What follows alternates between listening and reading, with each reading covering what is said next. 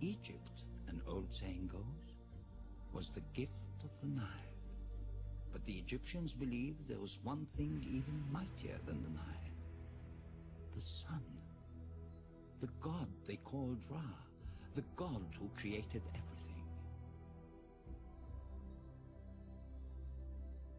Each morning with its rising, the sun god would be born. Each night in setting, he would die. But the next morning he would rise again, never failing. He was eternal.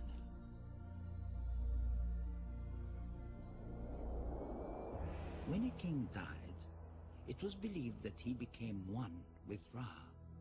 His son, the new pharaoh, became Horus, the falcon, the living god on earth.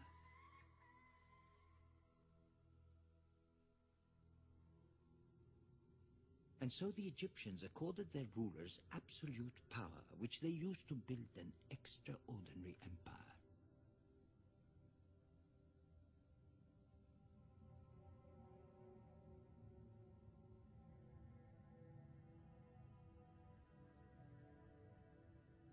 An empire of buildings so enormous and art so exquisite, we are still trying to understand how such wonders were created.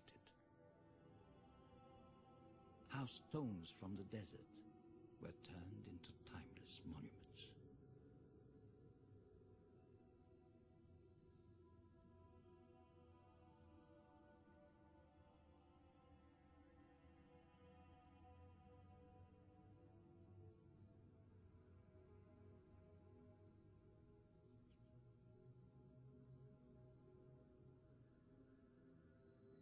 Some of the oldest buildings on Earth are here, preserved by the desert air and the skill of their creators.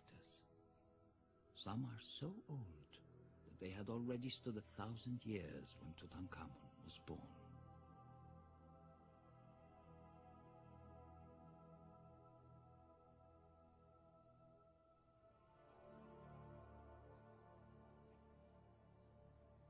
The enormous obelisks of Karnak were carved from single blocks of granite, moved hundreds of miles by boat, rolled on logs and perhaps levered up with huge timbers.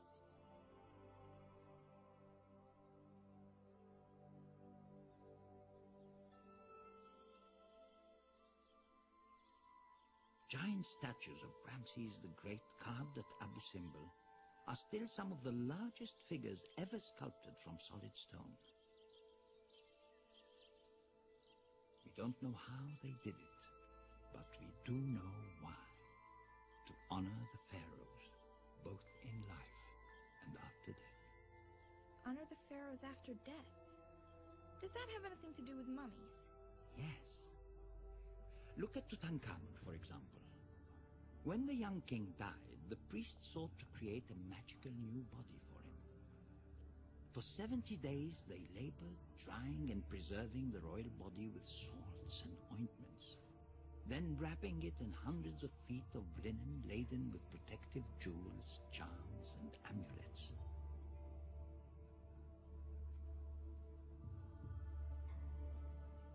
And finally crowning the mummy with an exquisite golden death mask.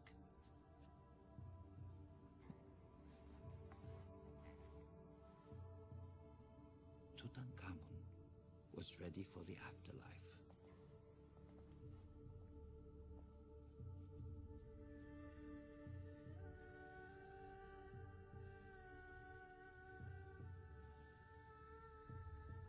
Had the boy lived and died 1,000 years earlier, he would have been buried like pharaohs long before him, in a monument of colossal proportions, the man-made mountain of stone called the pyramid.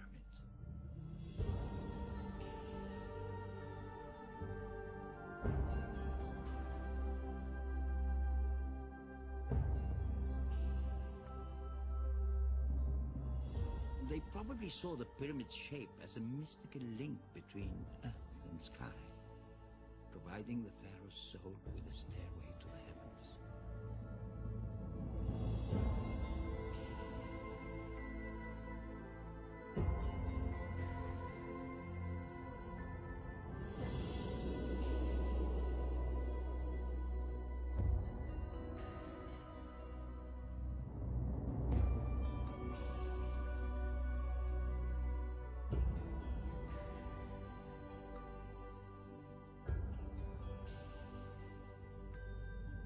fabled seven wonders of the ancient world, only the pyramids of Giza remain, built more than 4,000 years ago.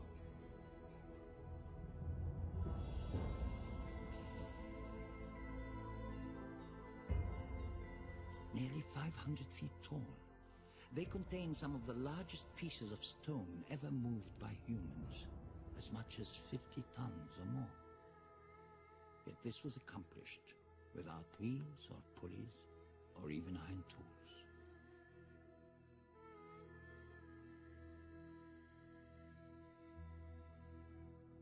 How in the world did they do it without modern machinery? The gods certainly didn't do it. They used their minds. Knowledge built these great structures. Highly sophisticated knowledge. Look.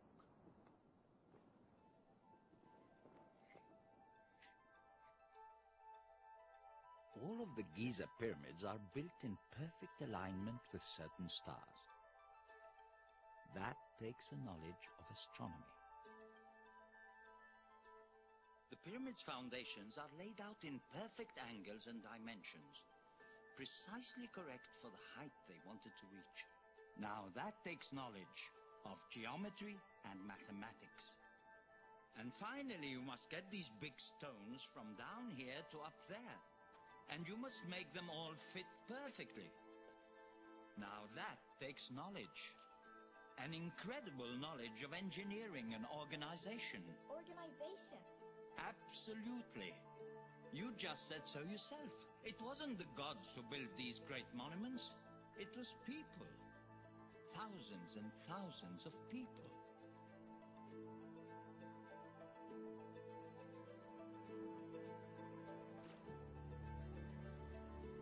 Imagine being one of these people living in a tiny village more than 4,000 years ago.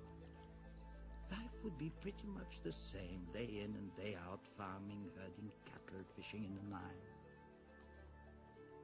And one day, you selected to journey by boat down the Nile. You are now part of the great national project to build the Pharaoh's tomb. But you have no idea what kind of a tomb. And then you see a monument to the sun, to life eternal.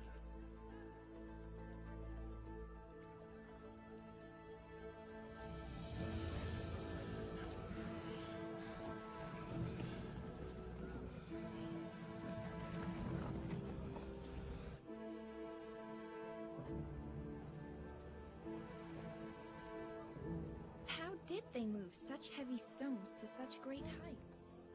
There are many theories, but they probably pulled the blocks up mud-slicking ramps.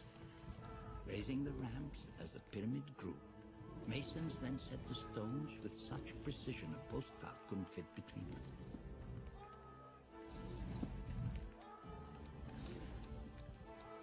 To create the Great Pyramid of Khufu, it took over 20 years, more than 2 million stone blocks, and some 20,000 people. And they might have been slaves. But now we think they were mostly peasant farmers recruited to work here part of the year. With their help, the early pharaohs built more than 100 pyramids, 80 of which survive today.